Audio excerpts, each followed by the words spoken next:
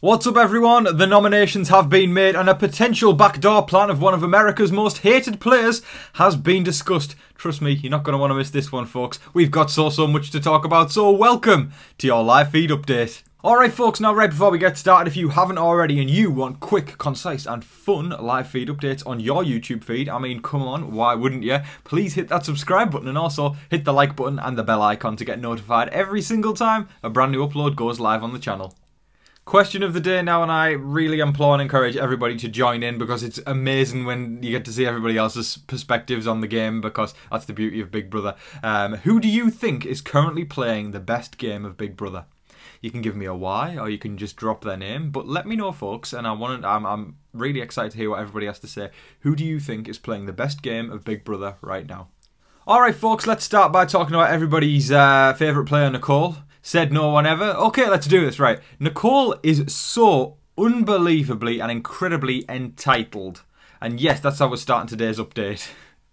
With a good old-fashioned dragging of someone in that house. Because, do you know what? She goes around and she acts like she owns the place. She acts like she's the best player. She acts like she is Dr. Will Kirby and Dan Giesling and Daniel Reyes all got together and had a three-way love child. That's how she acts. And I just can't respect it.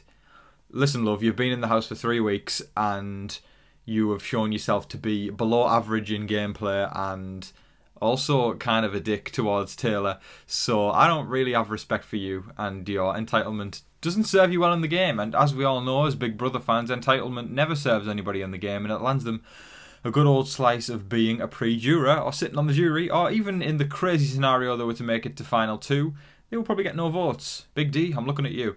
But I think that Nicole is somebody who, no matter how many blindsides she has to face, or no matter how many of her allies are taken out, she will still continue to think that she is in charge of the house, and she will still continue to think that she is running the game and is in the best position, and that she is going to win the game, and that she's going to make it to finale night, and all that wonderful stuff that isn't going to happen to Nicole because she is so entitled.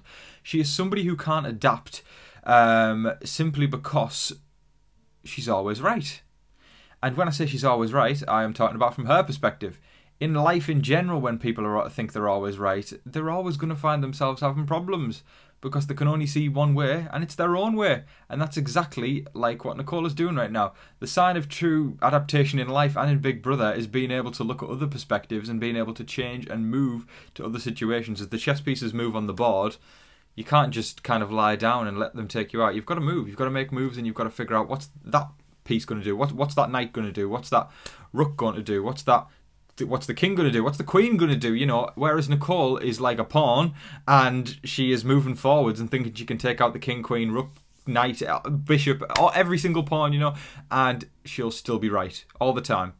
But it's a parable of life as well. If you think you are right all the time and you can't see somebody else's perspective, then you're going to have problems, because the world doesn't evolve around you.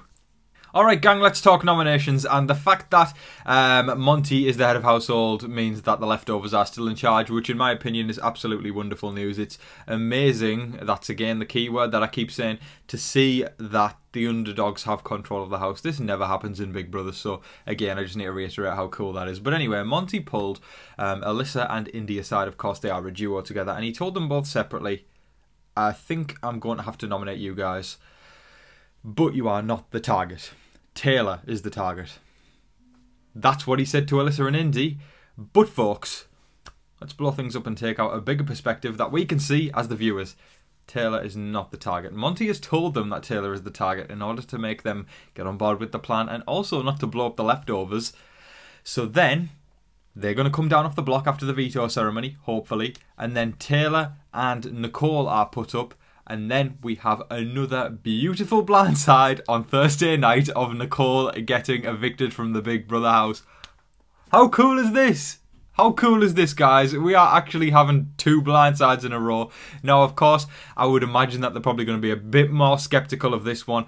But again, it's the fact that Taylor's on the block and how arrogant some of these house guests are. They truly believe that the world is against Taylor, you know, or they truly believe everybody hates Taylor. So maybe they'll think she's going, and then actually Nicole's going to be sent out the door because the leftovers still have control. I mean, wow. It's 6 votes to evict this week as well, so I'm trying to figure out what numbers they are going to have. Because if it's I'm literally doing this off the spot now, right? So we've got, of course, Monty can't vote. Taylor won't be able to vote because she's on the block.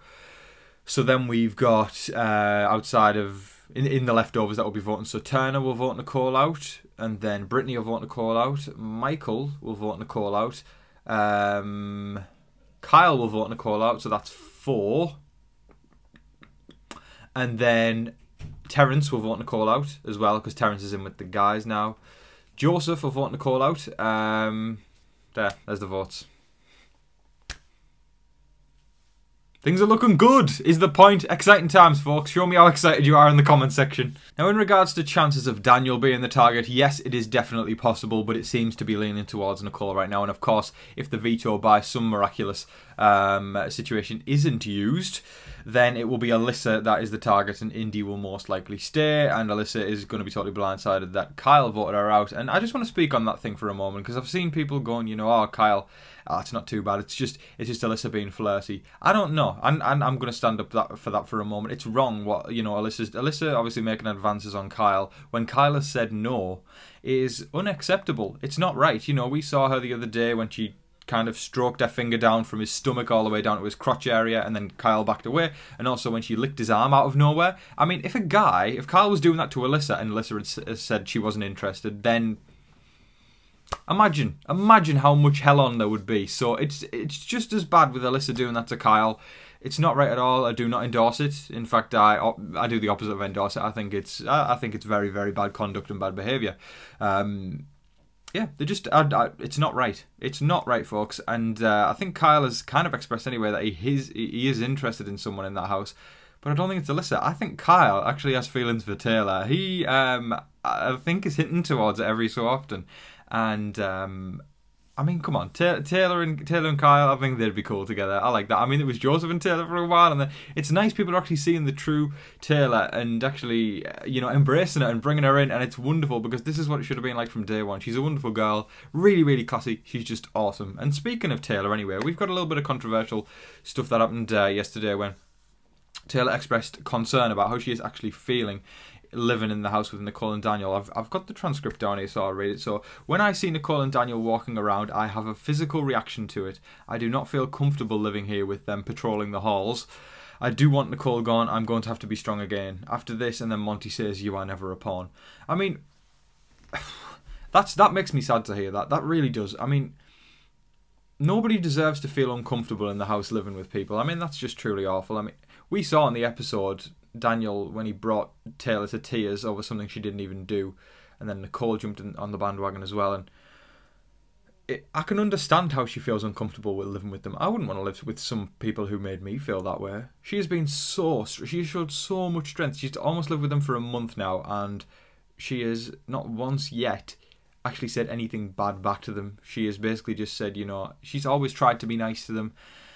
She's expressed that it's made her sad, but she's never kind of been vindictive back to them, which again makes Taylor absolutely wonderful. So that makes me sad that she feels like that. But equally with her saying that they're like patrolling the halls, that actually made me laugh, because to actually make, you know, two players in the game of Big Brother where it's supposed to be a social interaction with people and comparing to two of them patrolling the halls, I mean, that is kind of comedic to me. So good on Taylor for saying that. But equally, I hope she's okay. I really do. And I hope we can all send Taylor some good vibes right now, you know, whether or not she'll ever read this comment section when she gets out. She probably won't. But, you know, I guess just putting it out into the universe, guys, let's please send Taylor some love and well wishes right now, to basically mean she's hoping that she's going to feel better having to live with Daniel and Nicole. Now, leftovers did meet at the end of the day. It's amazing to me that they are continuing to be undetected and are controlling this game. The underdogs have taken control, and it's wonderful on so many levels. Wonderful with a capital WONDER and an F and a U and an L. It is absolutely wonderful, folks. And they were discussing about the fact that they are going to leave everything on hold until the veto ceremony, until the veto winners have been revealed, you know, which will be taking place today, which is very, very exciting. So we'll find out who has won the power of veto. Then we can get excited about hopefully a Nicole blindside and backdoor this week. But the fact that they continued to go on to talk about Nicole's entitlement and how arrogant she can be, and just her behaviour, it just leads me to believe that even though the same things are going to be on hold, they are just waiting until the moment that they can go, okay, we can backdoor Nicole, get it over and done with, and then Disaster Chef leaves the house. That is all of your live feed updates for today, folks. I thoroughly hope you all enjoyed watching, and please let me know all of your thoughts in the comment section below. Again, it's wonderful to see that the leftovers are in charge, and Nicole's probably getting targeted, and Taylor's got a huge smile on her face, which just makes me so happy. But of course, I don't like the fact that she feels uncomfortable living in there with Daniel and Nicole. That's not nice, but I'd love to hear everybody's thoughts on that in the comment section below. Now, folks, thank you everybody for your continued support over the past week. It's been amazing. I will remind everybody that you can now become a member of TV Talks with Tom. Can you give me a what, folks? So you can go on and click a tier and decide to become a member, and you get like cool little badges next to your name. There's Donnie, and then if you stay long enough, you'll get Dr. Will and Danielle Reyes and Janelle and Kesa. It's pretty cool, folks, so definitely check that out. But thank you so much, everybody, for your support. I hope that you're all staying safe, staying positive, and staying healthy out there. And remember to be kind to one another. But in the meantime, please don't forget to like, share, comment, subscribe, do all of that wonderful stuff. But until your next live feed update, I've been your host, Tom Vasey. Good night.